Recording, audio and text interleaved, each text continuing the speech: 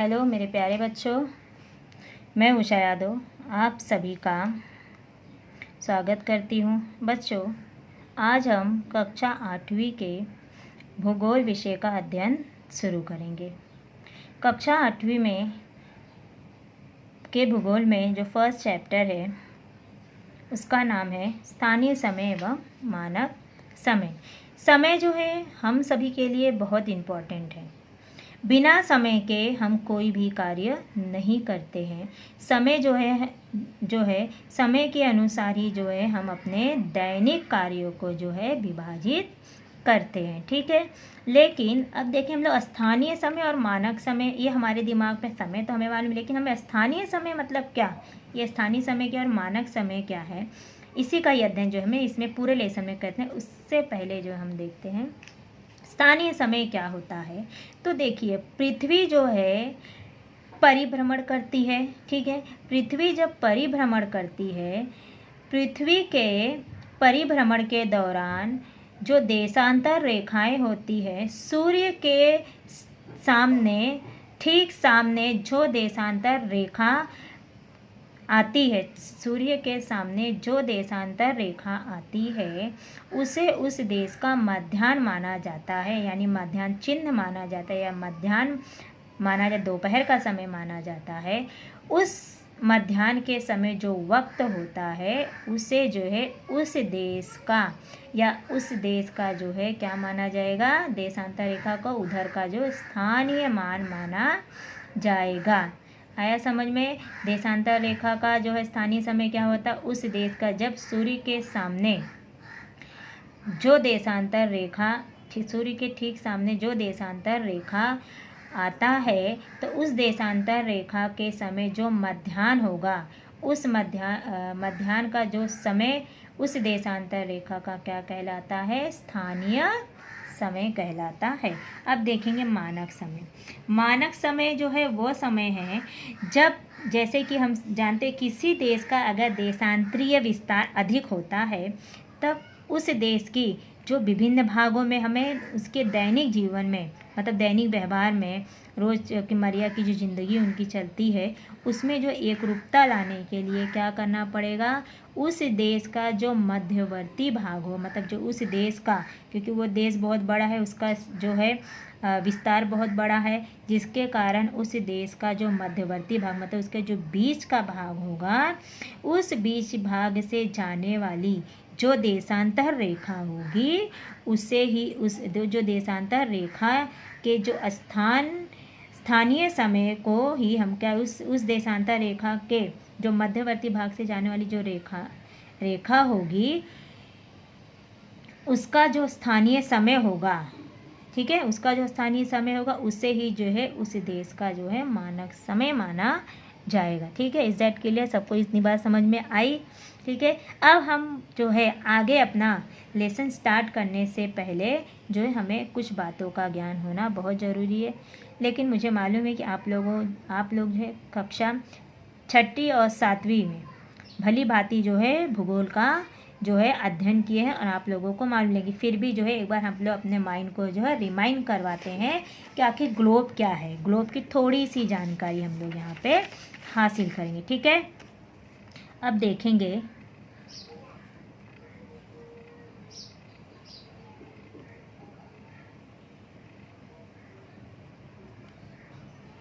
ठीक है, ये हमारी पृथ्वी है, ठीक है। ये जो हमारी पृथ्वी है इसको 2 भागों में बांटा गया है, ठीक है। ये हो गया हमारा उत्तरी भाग, क्या हो गया, उत्तरी भाग। अब नीचे का जो हो गया ये हमारा हो गया दक्षिणी भाग, ठीक है, दक्षिण भाग। अब इसके बाद ये 2 भागों में, उत्तरी भाग और दक्षिण भाग, इन 2 भागों में जो है पृथ्वी को डिवाइड किया। अब लेकिन जो पृथ्वी को 2 भागों में जो रेखा जो है डिवाइड करती है, या जो पृथ्वी को 2 भागों में जो लाइन डिवाइड कर रही है, 2 भाग, जो रेखा पृथ्वी को 2 भागों में बांट रही, उस रेखा को हम क्या कहते हैं, विषुवत रेखा, या इसे जो है हम लोग क्या कहते हैं, भूमध्य रेखा। ठीक है, पृथ्वी को दो भागों में बांटने वाली रेखा को हम क्या कहते हैं? भूमध्य रेखा या विषुवत रेखा। ठीक है, अब देखेंगे कि भूमध्य रेखा और विषुवत रेखा। ठीक है, इसके बाद आप देखेंगे कि पृथ्वी के ठीक जो है 23.5 डिग्री पर, कितने पे? 23.5 डिग्री पर जो है पृथ्वी के उत्तरी भाग में। ठीक है, इसको बोलेंगे उत्तरी गोलार्ध, इसको बोलेंगे दक्षिणी गोलार्ध। ठीक है, पृथ्वी को दो भागों में बांटा गया है, एक उत्तरी गोलार्ध और दूसरा कौन सा है? दक्षिणी गोलार्ध, ऐसा भी कहते हैं।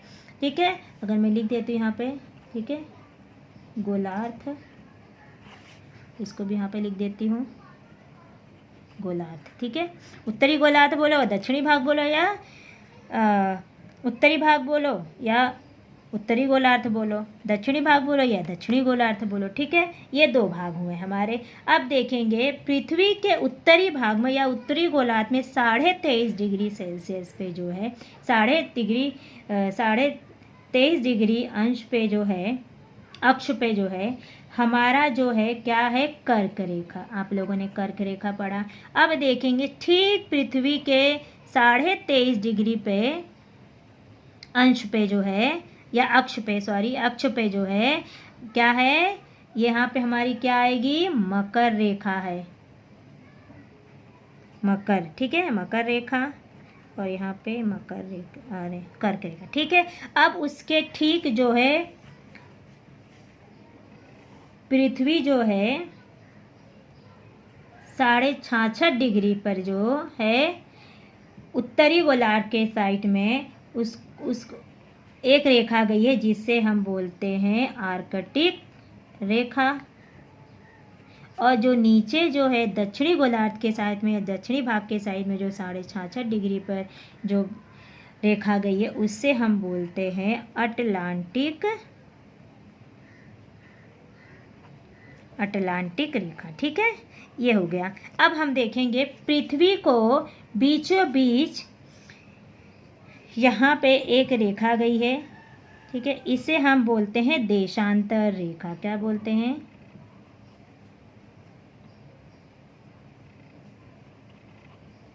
ठीक है, अब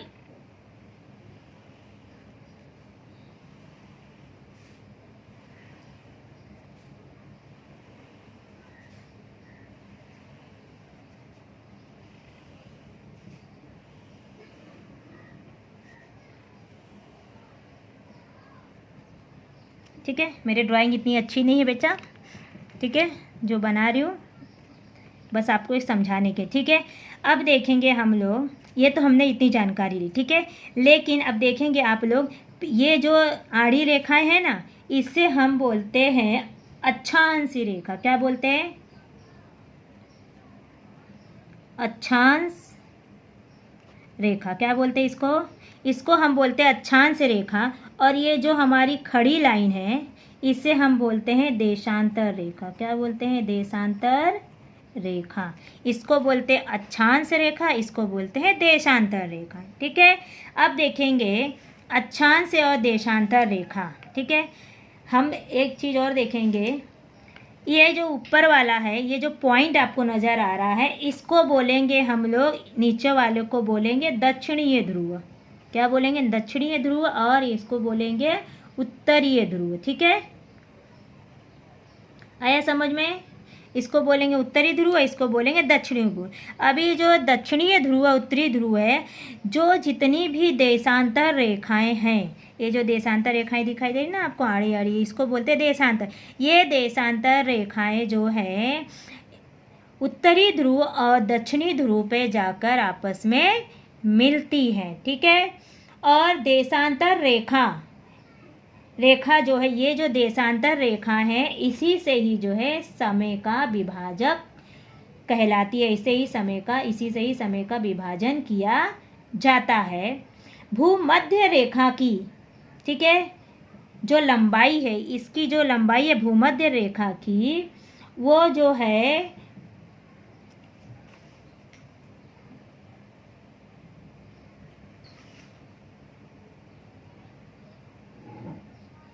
400 77 किमी है। अगर आप देखेंगे, ये तो हमारी भूमध्य रेखा हो गई। दो देशांतर रेखाओं के मध्य की दूरी है ना, दो देशांतर रेखाओं की मध्य की दूरी मतलब ये जो दो देशांतर रेखा हैं, ठीक है, इनके जो मध्य की दूरी लगभग कितनी होती है? 111 किमी होती है। कितनी होती है? 111 किमी होती है। जो देशांतर रेखाओं की दूरी होती है, एक देशांतर से दूसरे देशांतर की रेखा की जो दूरी होती है वो जो होता है कितना होता है? 111 किमी होता है।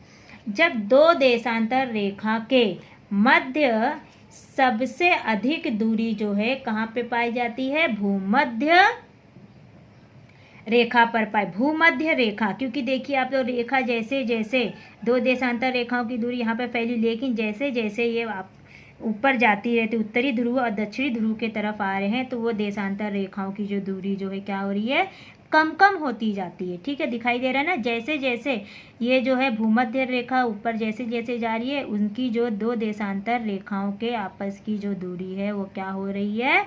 कम होती जा रही है। मतलब कहा जा सकता है कि दो देशांतर रेखाओं के बीच जो दूरी होती, अधिक दूरी जो है कहाँ पाई जाती है? भूमध्य रेखा पर वो पाई जाती। ठीक है, अब देखेंगे पृथ्वी के बीच उत्तर से दक्षिण की ओर जो रेखा खींची गई है, ये जो रेखा मैंने आपको बताई ना खींच के, यह 0 डिग्री सेल्सियस पे खींची गई है। कितने डिग्री पे? 0 डिग्री पे। ठीक है, डिग्री देशांतर रेखा, मतलब इसी को हम लोग देशांतर रेखा कहते हैं। और ये जो है कितने डिग्री पे खींची गई है देशांतर रेखा? यह देशांतर रेखा जो है 0 डिग्री सेल्सियस पे खींची गई। और दुनिया का मानक समय जो दुनिया का हम जो मानक समय अभी पढ़ने वाले हैं ना, वो मानक समय जो है इसी 0 डिग्री देशांतर रेखा से जो क्या किया गया है? निर्धारित किया गया है। मतलब जो मानक समय जो हम निकालते हैं वो जो है इसी देशांतर रेखा से जो है डिवाइड किया गया है। ठीक है, इतना आप लोगों को समझ में आया? अब देखो आप लोग, पृथ्वी जो है यहाँ से जो 0 डिग्री सेल्सियस से हम जो है ये हो गया उत्तर दक्षिण। अब हमारा आ गया यहाँ पे, ये हमारा पूर्व है और ये हमारा क्या है? पश्चिम। ठीक है, पश्चिम। अभी जो है पूर्व के साइड में जो देशांतर रेखाएं होती हैं वो 180 है, और जो पश्चिम के साइड देशांतर रेखाएं हैं वो कितना? 180। अभी 180 और 180 को हम लोग मिलाएंगे तो कितना होगा? दोनों मिला के 180 और 180 मिला के करेंगे तो कितना होगा? 360। यानी कि कुल देशांतर रेखा 360 है। कितनी है? कुल देशांतर रेखा जो है 360 है। आया समझ में? ये जो है हमें बहुत इम्पॉर्टेंट था इसके बारे में पढ़ना, कुछ जानकारी हासिल करना, हमें अपने माइंड को रिमाइंड करने के लिए या अपने माइंड को फिर से उसे याद करने के लिए हमें बहुत ज़रूरी था, क्योंकि इसमें जो है इन सभी चीज़ों की बहुत ज़रूरत आई। चलो अभी हम लोग जो है अपने चैप्टर के ऊपर आते हैं। ठीक है, चलिए अब आप देखेंगे कि अब देखेंगे, ठीक है, थोड़ा याद करो। थोड़ा याद करेंगे हम। पृथ्वी पर दिनमान एवं रात्रिमान की कालावधि निरंतर क्यों बदलती जाती है? अब देखेंगे यहाँ पे दिनमान मतलब दिन और रात्र, मतलब पृथ्वी पर क्यों जो है दिन होता है और रात्र, ये जो कलावधि है, ठीक है, कलावधि मतलब ये दिन और रात की जो प्रक्रिया है ये क्यों बदलती रहती है? एक सवाल आया हमारे अंदर, ये क्यों बदलती है? आपको आंसर मिल ही गया होगा, क्योंकि हम सभी जानते हैं कि पृथ्वी जो है वो पृथ्वी जो है अक्ष पर, पृथ्वी का अक्ष जो है 23.5 अंश से झुका हुआ है ना। हमारी पृथ्वी, ये हमारी पृथ्वी है, ठीक है। अगर सपोज मैं आपको बताती हूँ, हाँ, ये जो हमारी पृथ्वी है इसका झुकाव जो है 23.5 अंश जो है इस प्रकार से ऐसे झुका हुआ है। ठीक है, ऐसा झुका होने के कारण जो है पृथ्वी पर क्या होता है, दिन और रात का जो है, दिन और रात जो है ये जो है उसका जो है समय जो है बदलता रहता, दिन और रात में जो इसकी कालावधि जो है निरंतर बदलती रहती है। ठीक है, इज दैट क्लियर? चलो अभी सेकेंड क्वेश्चन है, विश्व के मानचित्र पर 1 अंश के अंतर से खींची गई देशांतर रेखाओं की संख्या कितनी? अब भी मैंने आपको बताया। ठीक है, देशांतर रेखाओं की कुल संख्या कितनी है? अभी अभी हम लोगों ने पढ़ा कितनी है? 360। विश्व के मानचित्र पर 1 अंश के अंतर पे, मतलब ये जो हमारी देशांतर रेखाएं हैं, ये देशांतर रेखा जो 1 अंश की दूरी पर है। ठीक है, 1 अंश की दूरी पर है, तो ये कुल मिलाकर पूरे विश्व में पूरा कितना है? 180 मैंने आपको बोला कितना है? 360। ठीक है, अब उसके बाद सेकेंड क्वेश्चन आता है हमारा,